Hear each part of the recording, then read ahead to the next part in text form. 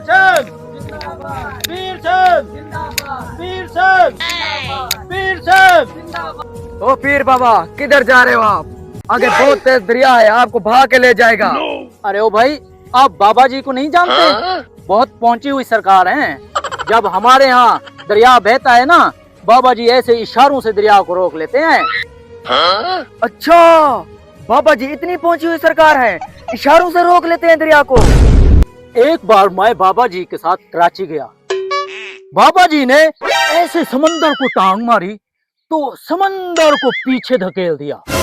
आप लोग टेंशन न लो, मैं आपको दरिया से बचा लूंगा।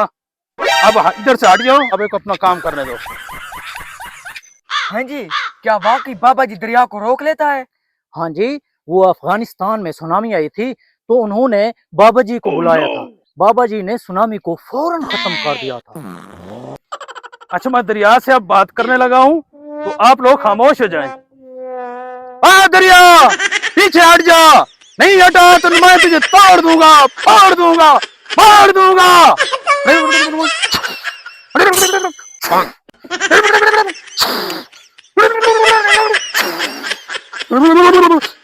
दरिया मेरी बात नहीं मान रहा, अब मुझे अंदर जाना पड़ेगा।